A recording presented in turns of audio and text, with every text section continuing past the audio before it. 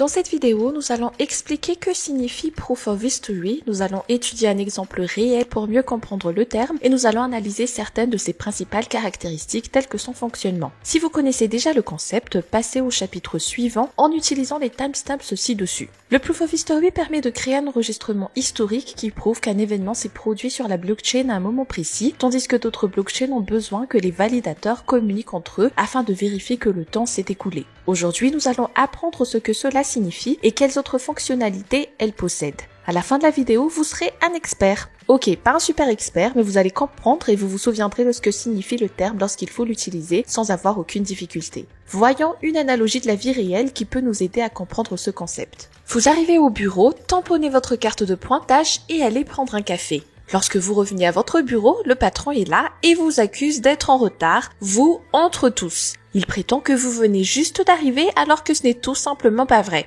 Au lieu d'essayer de contredire le patron ou de demander à vos collègues de se porter garant de votre arrivée à l'heure, vous prouvez que cela s'est produit en montrant votre carte de pointage tamponnée. Les faits parlent d'eux-mêmes. Avec la preuve officielle de l'événement, le patron ne peut plus vous contester et vous n'avez pas besoin de l'aide d'autres collègues car il est clair que l'événement a eu lieu. C'est exactement ainsi que fonctionne le Proof of History. Elle montre qu'un événement s'est produit à un certain moment sans avoir impliqué d'autres validateurs sur le réseau. Est-ce que cette analogie avec la vie réelle vous aide à mieux comprendre le concept? Alors faites-nous savoir dans la section des commentaires ce que vous en pensez. Qu'est-ce que le Proof of History?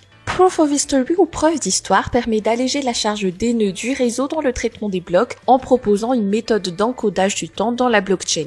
Lorsqu'il s'agit d'une blockchain normale, il est essentiel de parvenir à un consensus sur le temps nécessaire pour miner un bloc ainsi que sur le montant des transactions dans le bloc. Par conséquent, l'horodotage est important car il permet au réseau de savoir que les transactions ont eu lieu dans un certain ordre. En d'autres termes, le Proof of History vous permet de créer un enregistrement historique qui prouve qu'un événement a eu lieu à un certain moment dans le temps. Ce n'est pas différent de l'exemple avec la carte de pointage tamponnée que nous avons donné au début de la vidéo. Est-ce que cela a du sens jusqu'à présent? Restez avec nous, le meilleur reste à venir. Comment fonctionne le Proof of History? Le Proof of History a été créé comme une alternative au Proof of Work, alors voyons un peu ce qu'est le Proof of Work. Dans le cas du Proof of Work, celui qui réussit à miner le bloc devient le premier à trouver le bon nonce, ce qui est l'abréviation d'un nombre utilisé une seule fois, c'est-à-dire un entier servant d'entrée à la fonction de hachage du bloc courant, ce qui nécessite une puissance de calcul importante. D'autre part, le Proof of History est basé sur un nouveau concept cryptographique connu sous le nom de Verifiable Delay Function, VDF. Les VDF sont des fonctions qui nécessitent une quantité modérée de calcul séquentiel pour être évaluées, mais une fois qu'une solution est trouvée, il est facile pour quiconque de vérifier qu'elle est correcte. Vous pouvez imaginer les VDF comme étant un délai imposé à la sortie d'un générateur pseudo-aléatoire. Ce délai empêche les acteurs malveillants d'influencer la sortie du générateur pseudo-aléatoire puisque toutes les entrées seront finalisées avant que quiconque puisse terminer le calcul du VDF. Vous pouvez résoudre un VDF avec un seul CPU en utilisant un ensemble exact d'étapes séquentielles. Étant donné que le traitement parallèle n'est pas autorisé, il devient facile de déterminer exactement combien de temps il a fallu pour appliquer ces étapes. Ainsi, le passage du temps est clair. Vu que le Proof of History a essentiellement résolu le défi du temps, le poids de traitement de la blockchain a changé, ce qui la rend plus rapide et plus légère. Ce système est surtout connu grâce à Solana, la blockchain la plus célèbre qui l'utilise à côté d'un protocole de sécurité connu sous le nom de Tower Byzantine Fault Tolerance pour permettre aux participants de stocker des tokens pour pouvoir voter la validité d'un hash Proof of History. Si une entité malveillante vote pour un fork qui ne correspond pas aux enregistrements du Proof of History, il sera pénalisé. Solana s'appuie également sur le Proof of Stake pour déterminer qui peut devenir un validateur de blocs. À quelle vitesse cela se passe?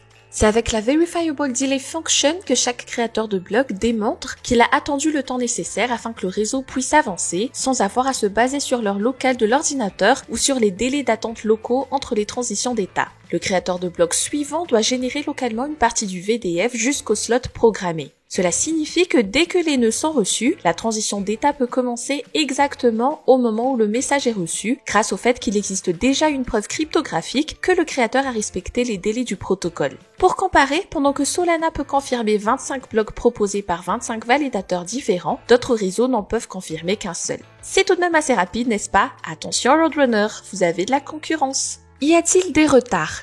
Le message peut arriver endommagé lorsque le coût des retards du réseau est lentement pris en charge suite à la livraison de nombreux paquets. Dès que le Proof of History est reconstruit, l'ensemble de la structure de données s'assure que les délais appropriés entre tous les créateurs de blocs sont réellement corrects. Il en résulte que le réseau n'est jamais retardé et même avec des variations causées par les créateurs de blocs, il peut continuer à produire à des vitesses haut débit. Par conséquent, le Proof of History est un mécanisme qui garantit une vitesse de réseau jamais vue auparavant dans la technologie blockchain. Tout cela fait de Proof of History un train japonais qui est toujours à l'heure et s'il y a un retard, il fait la une des journaux. En conclusion, le Proof of History permet aux utilisateurs de créer un enregistrement historique qui prouve qu'un événement s'est produit à un moment donné, rendant le réseau plus rapide et plus léger. Le Proof of History repose sur un nouveau concept cryptographique connu sous le nom de Verifiable Delay Function ou VDF. Solana est la blockchain qui a popularisé cette façon de travailler. Elle utilise en même temps le Proof of History et un protocole de sécurité appelé Tower Byzantine Fault Tolerance. Tandis que Solana confirme 25 blocs proposés par 25 validateurs différents, d'autres réseaux ne peuvent en confirmer qu'un seul. Nous espérons que vous avez aimé la vidéo d'aujourd'hui, donc si vous avez d'autres questions sur le Proof of History, n'hésitez pas à nous les laisser en commentaire. C'est tout pour le moment, mais n'oubliez pas de vous abonner à la chaîne Cryptomatique si vous voulez mieux comprendre le monde de la DeFi. En attendant, prenez soin de vous.